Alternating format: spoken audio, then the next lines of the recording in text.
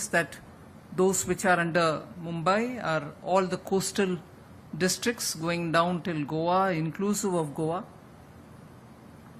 And so, therefore, the rest of Maharashtra, the larger region of Maharashtra, will be run from this local head office.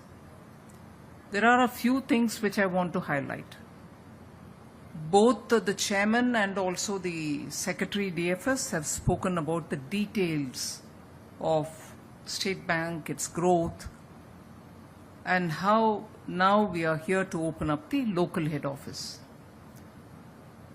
But if we talk about, for a moment, the larger Indian economy and the need for large banks, and for the economy which is, because of its domestic size, in the sense the consumption emerging out of its domestic market itself, is able to sustain our growth, which is the fastest even now in the world. But exports are important, and exports bring in value, and therefore it is important to have exports grow as well. But I reiterate, the domestic consumption and the domestic economic wheels moving well have really stood by us even during the times when global markets are in a churn, our exports are taking a beating, but our exporters, to their credit, I must say, in spite of all the tariff and other challenges which the global uncertainties are giving them, they are, because of their ingenuity, finding newer markets and performing. So exports are doing all right because they are able to find newer markets and keep their growth sustained. But when you look at India's size and when you look at India's aspirations, it is important for us to recognize that Indian consumption story will have to be kept up.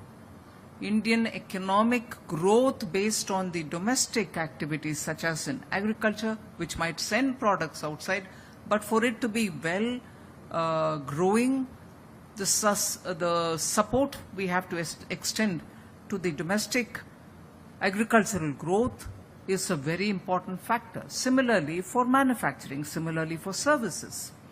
So unless our domestic manufacturing, agricultural growth, tourism, IT and related services sector are given that constant support, predictable support, India's growth story will be difficult to keep up. And in that, banks have a very big role to play. Now, you would recall on 1st February this year when we presented the budget, it was announced that we will have a committee looking into banking and finances for Vikasit Bharat. A committee will be appointed which will look at how Indian banks will have to be for meeting the challenges of 2047, where we need to reach by 2047. For that, how should India's banks grow?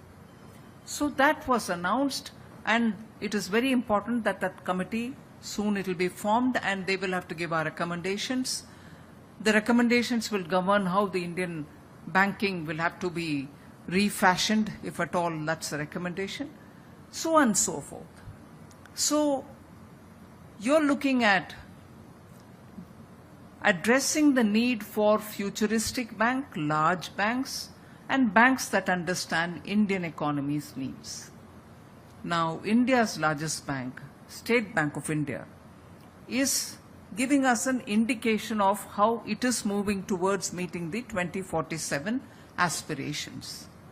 This exercise of today, where taking the decision-making layer of the bank closer to the customer, by making sure that you're not sitting in one Mumbai and addressing a large state like Maharashtra. And the size of Maharashtra is not just geographical, physical, but it's also the strength of the economy, which contributes to the larger Indian economy, and therefore a large bank like State Bank of India without waiting for any push or nudge from anybody else, has understood that it has to be closer to its customers and be efficient, be quick in decision making, and therefore it has decided to shift from Mumbai, that leg which is going to be doing the work for rest of Maharashtra, to Pune, and has established a state-of-the-art local head office.